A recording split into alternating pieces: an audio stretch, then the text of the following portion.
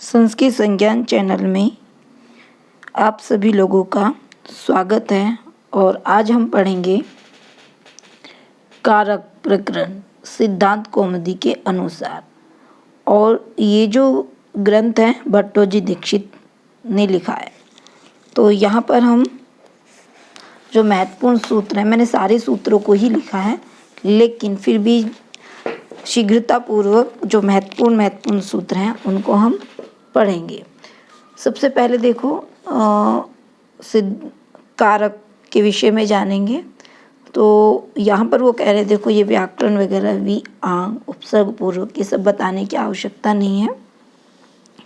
हमको अपने विषय की तरफ बढ़ना है।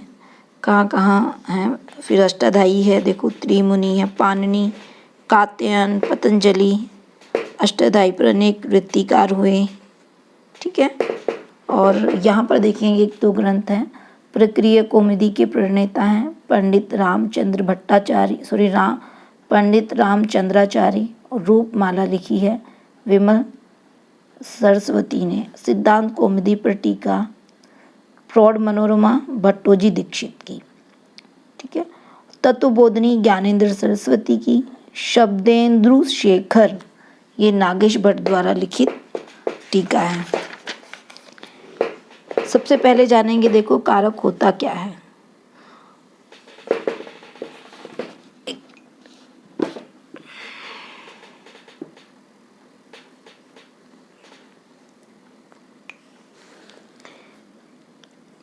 क्रियान्वितकम कारकम करोति निर्वर्तयति क्रियाम इति कारकम।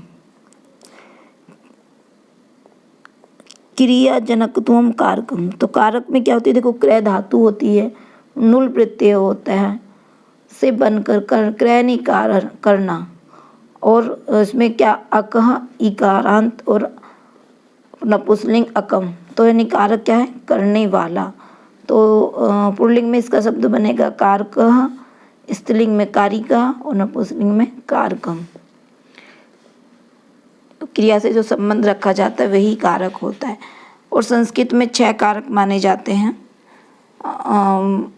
ये देखो कर्ता, कर्म, करण, संप्रदान, अपादान और अधिकरण। विभक्ति ये देखेंगे। ठीक है। और विभक्ति 7 विभक्तियां हैं। संबोधन को हम काउंट नहीं करते हैं क्योंकि वो प्रथमा विभक्ति में ही इसका परिगणित रूप हो जाता है। और इसमें 21 प्रत्यय हैं। 3 प्रत्यय त्रिक कहलाते हैं। और ये प्रत्यय सप्त त्रिकोण यानी कि एक वचन, द्विवचन, बहुवचन में विभक्त होते हैं। यहाँ पर ये विभक्ति हैं सु से लेके सुप तक। और विभक्ति 2 प्रकार की होती हैं, कारक विभक्ति और उपपद विभक्ति। कभी कभी क्वेश्चन आता है कि कारक और उपपद विभक्ति में से कौन बलवान है, तो हमको आंसर देना है कारक विभक्ति। इसको याद रखने की एक ही ट्रिक है। पहले हम जैसे लिखते हैं ना कई सीरियल में, तो सबसे पहले याद रखें कारक विभक्ति, फिर उपपद विभक्ति। और अब वो पूछ रहा है कौन सी बलवती है, तो भाई जो पहले नंबर पे वो ही हमारी बलवती होगी। तो यहाँ पर देखते हैं। अच्छा, कारक विभक्ति को जान लेते हैं किस पे होती है, क्रिया पर आश्रित होती है। और जो उपपद विभक्ति होती है पद पर आश्रित विभक्ति होती है। और कारक विभक्ति उपपद विभक्ति से अधिक बलवान होती है। और देखो कर्म भी 2 प्रकार के होते हैं, उक्त और अनुक्त कर्म। अब जानते हैं इनके हम जो विभक्तियां हैं वो 7 हैं। और उनके जो संबंधित कारक हैं, फिर इनके चिन्ह।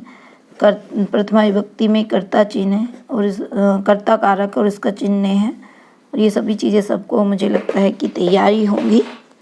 और क्रिया का जो संपादक वो कर्ता कहलाता है, और क्रिया का जो कर्म है वो कर्म। क्रिया का संपादन करण से होता है, क्रिया संपादन के लिए होती है। तो ये सारी चीज़ें हैं। अब हम पढ़ते हैं, सीधा आते हैं विभक्ति की तरफ। प्रथमा विभक्ति, तो प्रातिपदिकार्थ लिंग परिमाण वचन मात्रे प्रथमा विभक्ति का प्रयोग हम 4 अर्थों में करते हैं। प्रातिपदिक मात्र में, प्रातिपदिकार्थ से लिंग मात्र अर्थ की अधिकता में और प्रातिपदिकार्थ से ही परिमाण अर्थ की अधिकता में और वचन मात्रे में। और यहाँ पर देखेंगे प्रातिपदिकार्थ मात्रे क्या कहता है कि सीधे हिंदी देखते हैं ताकि हमको क्योंकि हम रिवीजन कर रहे हैं उस दृष्टि से।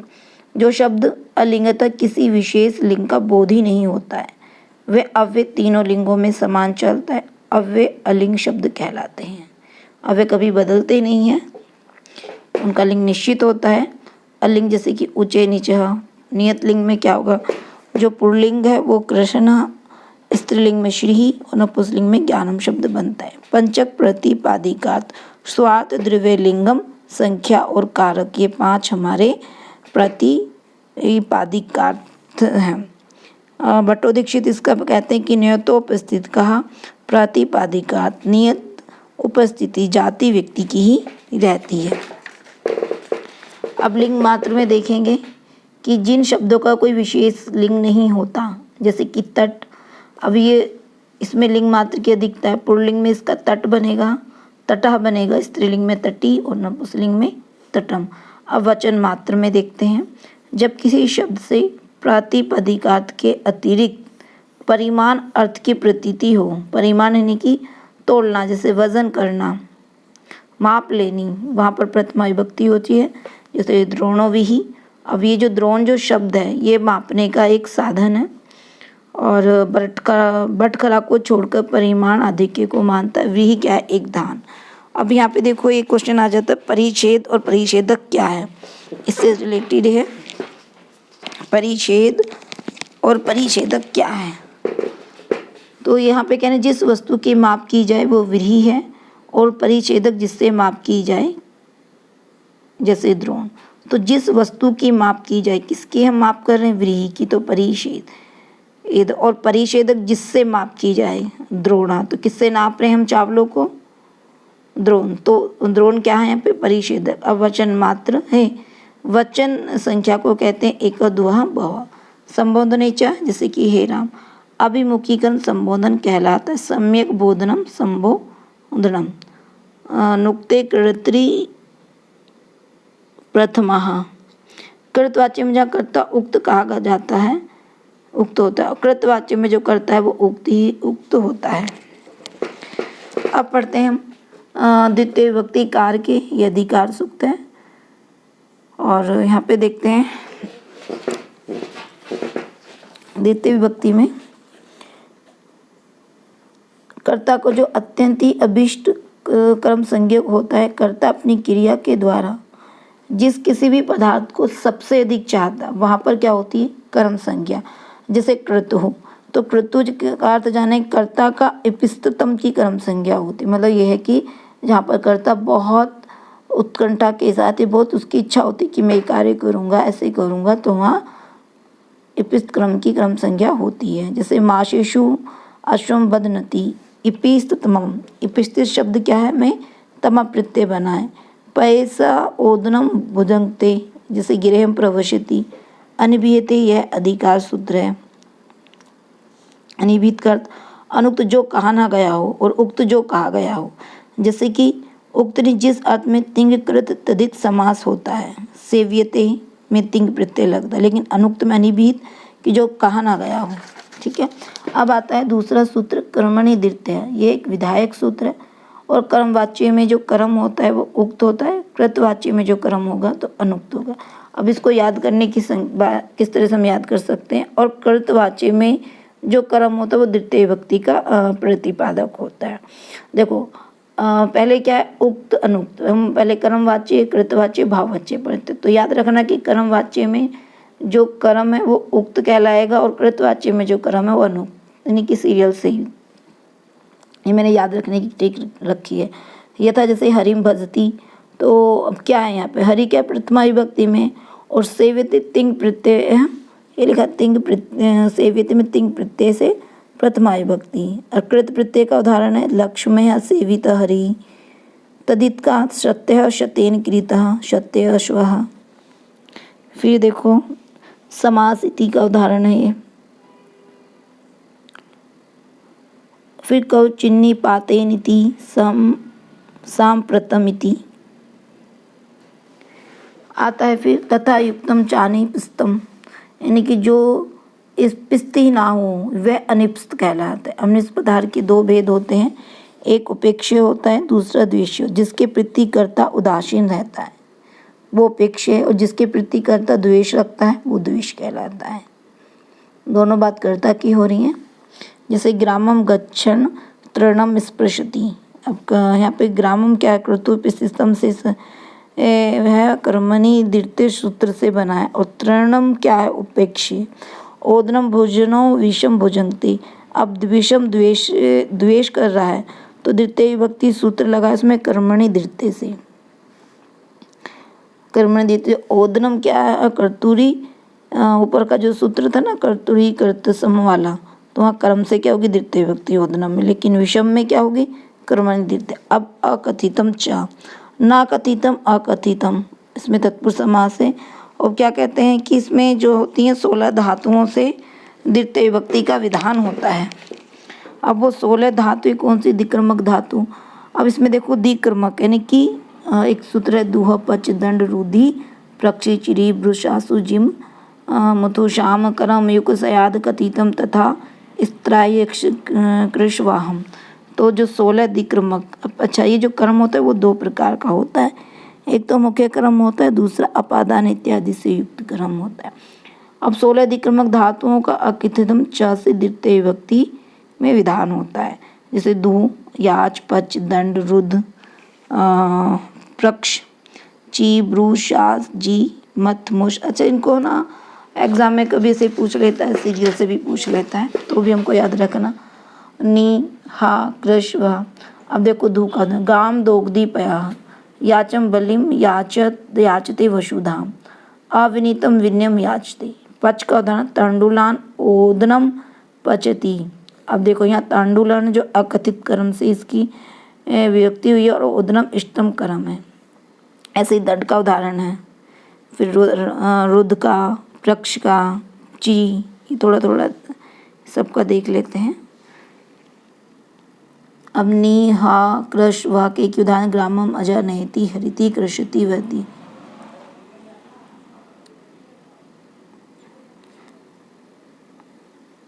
ये सारे देखो अकर्मक धातुओं के योग में देश, काल, भाव, गंतव्य तथा मार्ग वाचक 4 शब्दों की क्रम संज्ञा होती है। जैसे देश क्रोण स्वपति, और मासम आस्ते, ये काल की बात कर रहे। भाव यानी गोदो हम आस्ते, गंतव्य क्रोशम आस्ते।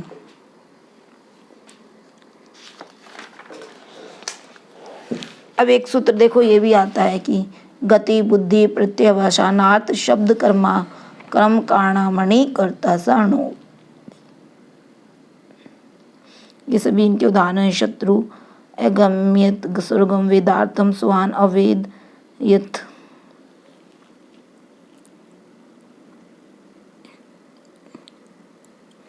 तो इसको थोड़ा थोड़ा से हम देख लेंगे, ठीक।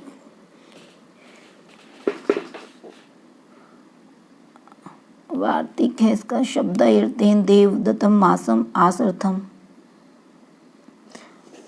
अन्यतर सयाम, इसमें द्वंद्व समास।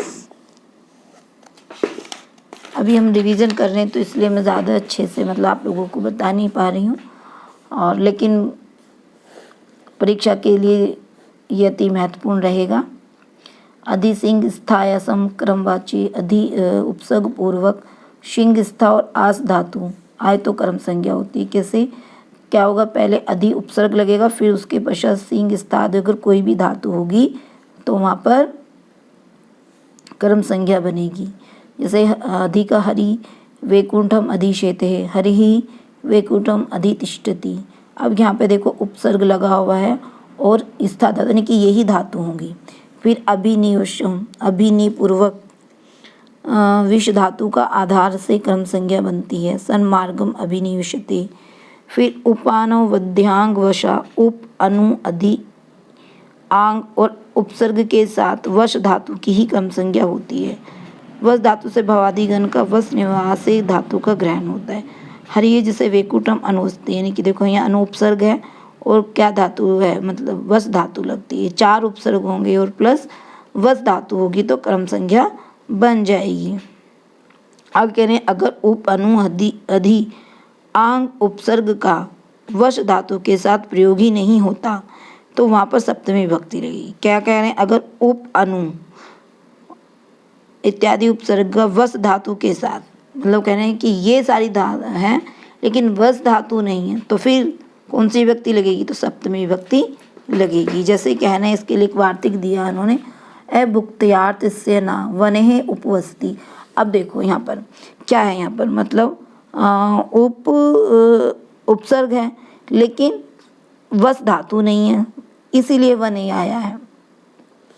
अब देखो दो प्रकार की विभक्ति होती है, कारक की विभक्ति और उपपद विभक्ति। जैसे हमने बताया था क्रमादि कारक से युक्त होती, किसी पद के योग से आती है उपपद विभक्ति। अब देखो तस् प्रत्ययांत से उभ शब्द उभयथा सर्वत दिग आमृत आदि में द्वितीय विभक्ति होती। उभयतः कृष्णम गोपः, और अधि के लिए अधो अतः लोकम पातालः। फिर आगे कहते हैं अभी एक वार्तिक आते अभित परितः समय निक्षाः वाह प्रति योगे शदी, यानी कि अभी दोनों ओर, परितः चारों ओर, समय समीप में, निक्षा निकट, हा यानी हाय अफसोस दुख देना, प्रीति इसमें द्वितीय विभक्ति होती है। जैसे अभितः कृष्णम, परितः कृष्णम, इनके योग में क्या होगी, हमारी द्वितीय विभक्ति लगती है। अभी फिर प्रयाभ्याम तहसील सूत्र के द्वारा तहसील प्रत्यय से अभित परित अव्यय ही बनते हैं।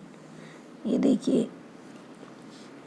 फिर अंतरा अंतरेण युक्त, अंतरा अंतरेण दो क्या है, निपात हैं। अंतरा यानी कि मध्य, अंतरेण यानी कि बिना अव्यय के योग में ही द्वितीय विभक्ति होती है। कर्म प्रवेचना, कर्म क्रिया प्रोक्तवन्तः, पाणिनि के अनुसार 11 अनु उप प्रति परि अधि सु अति अपि अप आंग की क्रमवचनीय संज्ञा होती है। अब अगला सूत्र है अनुलक्षणी, लक्षण घोषित होने पर अनु की क्रमवचनीय संज्ञा होती है। जपवम अनु प्रावर्षतम, तो जपम क्या है, यहाँ पर लक्षण है, और प्रावर्षतम जो वर्ष है वो अनु के रूप में प्रयुक्त है। कर्म प्रवेचनीय युक्ति द्वितीय तृतीयार्थ है।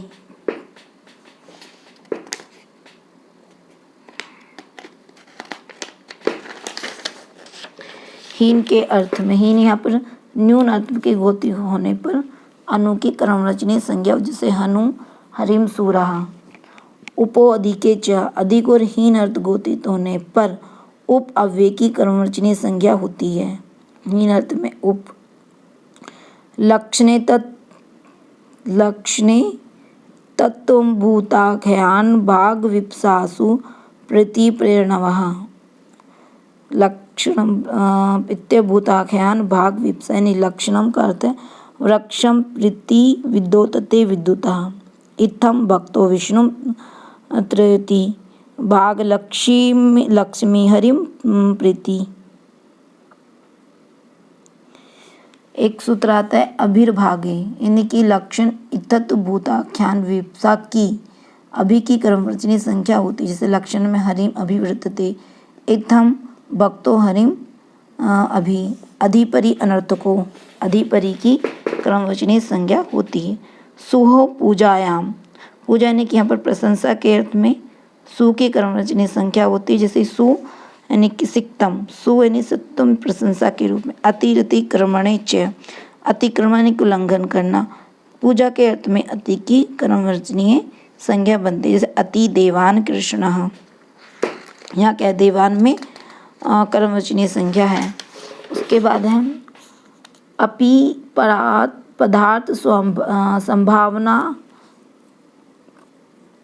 हिंदी के अर्थ में देखते हैं चलो। पदार्थ संभावना और अन्वसर्ग ग्रह यानी कि निंदा समुच्चय अर्थों के घोतक अपि की क्रमवचनीय संज्ञा बनती है। जैसे पदार्थ सर्पिश अपि सयात, संभावना या लिंग सर्पिशों को पिसयात अस धातु का लिंग लकार में प्रयोग। फिर संभावना अनुभव सर्ग समुच्चय काला अंतर अत्यंत संयोगे, जहाँ निरंतर संयोग गुण क्रिया द्रव्य के द्वारा ही होता है। जिस किसी गुण क्रिया द्रव्य का किसी समयवाची और मार्गवाची शब्दों से इनका संयोग होता है, वहाँ पर द्वितीय विभक्ति का विधान होता है। जैसे देखो काल के मासम कल्याणी, मतलब गुण के लिए मासम कल्याणी, काल का मासम दिते, द्रव्य मासम गुड़धाना। यदि किसी काल में कोई क्रिया लगातार हो रही है तो कालवाचक पद में द्वितीय विभक्ति होगी। यदि अधो मार्ग की दूरी में कोई वस्तु लगातार है तो वहाँ पर ही क्या होगी, मार्ग में द्वितीय विभक्ति बनती है। अब देखो तृतीय विभक्ति संतृप्तकर्ता जिसको करण कारक, क्रिया सिद्ध्यो प्रकृष्टोपकारकम करण संज्ञा स्यात् क्रियायाम स्वातंत्र्येण विवक्षितो अर्थः कर्ता स्यात्। यानी क्रिया की सिद्धि में जो संतृप्त रूप से विवक्षित होता है उसे ही कारक की कर्ता संज्ञा कहते हैं। क्रिया का आश्रय कर्ता कहलाता है। साधकतम करणम, ये देखो सभी को यहाँ पे रामेण बाणेन हर तो भले नहीं साधक जैसे सबसे अधिक चाहते हैं। अब देखो बाणेन क्या है, एक साधन है, ठीक है। फिर है कृतकरण सीयो तृतीया, कर्ताकरण में तृतीय विभक्ति होती है। अनिवित अनुक्त, कर्ताकरण में तृतीय विभक्ति होती है। रामेण बाणेन इन हतो बाली, अब रामेण देखो कृत संज्ञा। बालकः दंडेन सर्पहन्ति,